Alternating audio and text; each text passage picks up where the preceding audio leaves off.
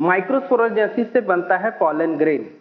ये pollen grain जो form होता है, मैंने आपको फिर आगे बताया था, ये आपके कोर्स में आप देखेंगे, पढ़ेंगे तो आप या रीड करेंगे अपनी एनसीईआरटी बुक को, तो आपको एक चीज समझ में आएगी कि पॉलन ग्रेन एक्चुअली में एक हैप्लॉइड सेल है। वो haploid cell mitotic cell division करके पॉलन ग्रेन के अंदर फॉर्म होते हैं दो सेल्स। एक होता है आपका वेजिटेटिव सेल्स और दूसरा होता है जर्म सेल।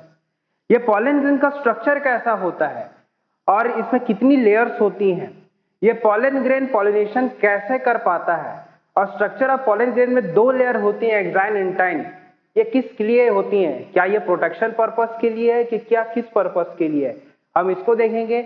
वेजिटेटिव सेल आगे जाके कौन से स्ट्रक्चर को डेवलप करते हैं और जनरेटिव सेल और जर्म सेल आगे जाके किस स्ट्रक्चर्स को डेवलप करते हैं या क्या इंटेंटिव फॉर्म करते हैं, इन सब को आज हम इस क्लास में देखने वाले हैं।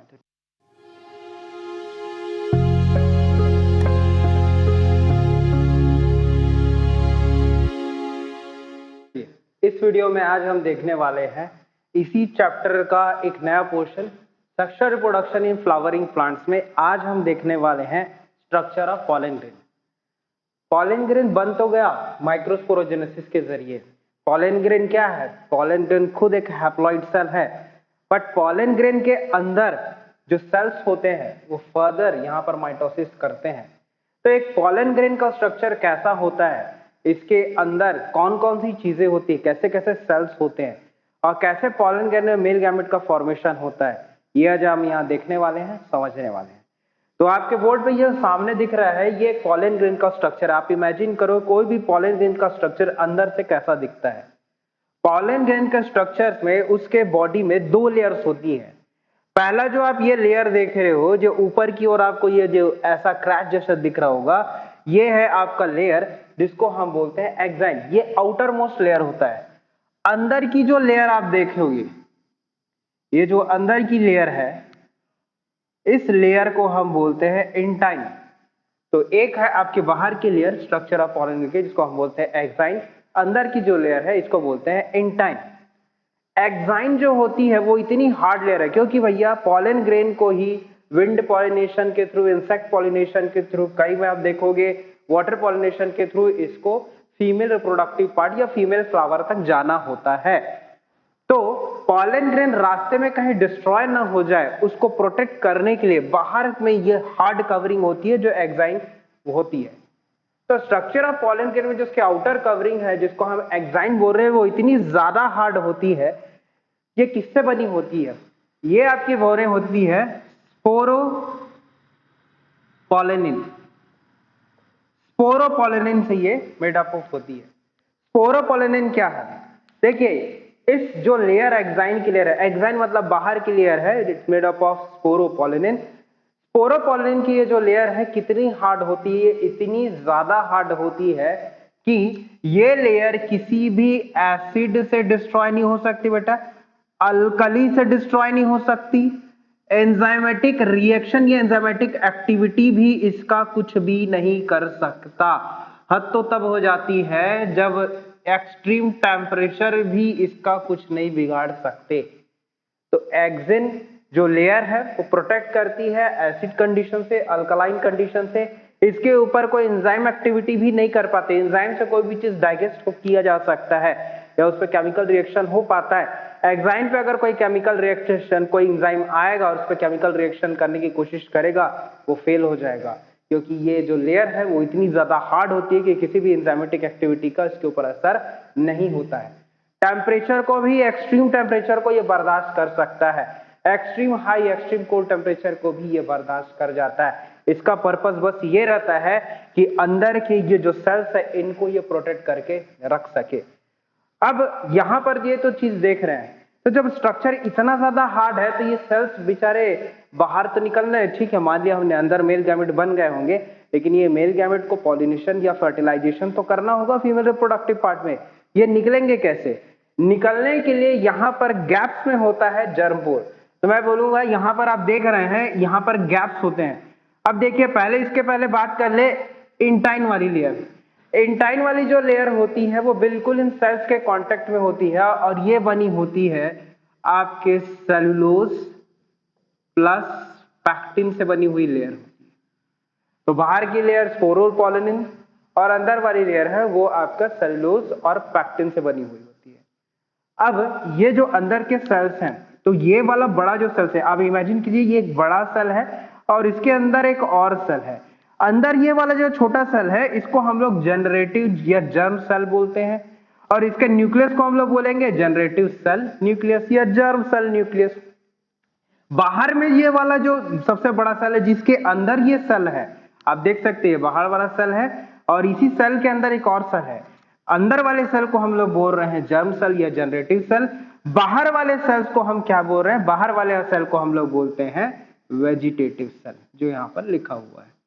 वेजिटेटिव सेल जो यहाँ पर है, ये वेजिटेटिव सेल इसको नरिशमेंट देगा। नरिशमेंट देने के लिए क्या है, यहाँ पर स्टार्च या किसी फूड प्रिजर्वेशन का बहुत ज्यादा रिक्वायरमेंट होता है। यहाँ पर बहुत बड़े बड़े वैक्यूल्स पाए जाते हैं, ये वैक्यूल्स यहाँ पर आपको दिखने को मिलेंगे, ठीक है। और इनके साइटोप्लाज्म में बहुत ज्यादा फूड का रिजर्व होता है, मतलब अगर बोलोगे इनके जो साइटोप्लाज्म है, इनके साइटोप्लाज्म में फूड का रिजर्व या स्टार्च का रिजर्व बहुत ज्यादा होता है। क्यों? क्योंकि इसको ये नरिशमेंट देता है। आगे जाके जर्म सेल ही माइटोसिस करेगा और यहाँ पर मेल गैमेट्स बनाएगा। मेल गैमेट्स यहाँ पर 2 बनते हैं जो आगे जाके आपके डबल फर्टिलाइजेशन को अंजाम देंगे या फर्टिलाइजेशन करवाएंगे, ठीक है। तो ये 2 सेल्स के बारे में हमने तो जान लिया। यहाँ पर एक टर्म लिखा है, ध्यान से देखिए, जिसको बोलते हैं ट्यूब न्यूक्लियस। ट्यूब न्यूक्लियस का मतलब क्या है? देखिए, ये जो वेजिटेटिव सेल है इसी के न्यूक्लियस को हम ट्यूब न्यूक्लियस बोलते हैं। बोलना चाहिए था इसको vegetative nucleus, but tube nucleus क्यों बोल रहे हैं? होता यह है कि कभी भी जब पॉलन ग्रेन या फॉर्म हो जाता है, उसके बाद ये जो वेजिटेटिव सेल और जर्म सेल, ये जो देख रहे हो, वेजिटेटिव सेल ही आगे जाके माइटोसिस कर करके पूरी पॉलन ट्यूब बनाती है। कैसे बनाएगी बेटा?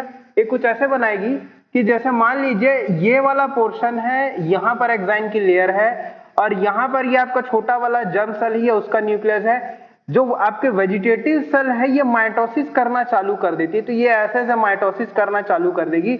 माइटोसिस कर करके ये ट्यूब बनाएगी। किसके अंदर? वही हमारा स्टिग्मा स्टाइल ओवरी पढ़े थे, उसमें स्टाइल जो है उसी के अंदर ये पॉलन ट्यूब बनाती है। तो ऐसा सेल जो माइटोसिस कर करके पूरी पॉलन ट्यूब में डेवलप हो जाए, उसके न्यूक्लियस को आप क्या बोलोगे? Tube nucleus. है वेजिटेटिव सेल का न्यूक्लियस, नाम पड़ गया ट्यूब न्यूक्लियस, क्योंकि ये ट्यूब बनाने के काम में आता है। कौन सा ट्यूब? पॉलन ट्यूब का फॉर्मेशन होता है। जैसे कि आप यहाँ पर देखते हो स्टिग्मा है, स्टिग्मा के आगे क्या होगा? ये अपना स्टाइल है।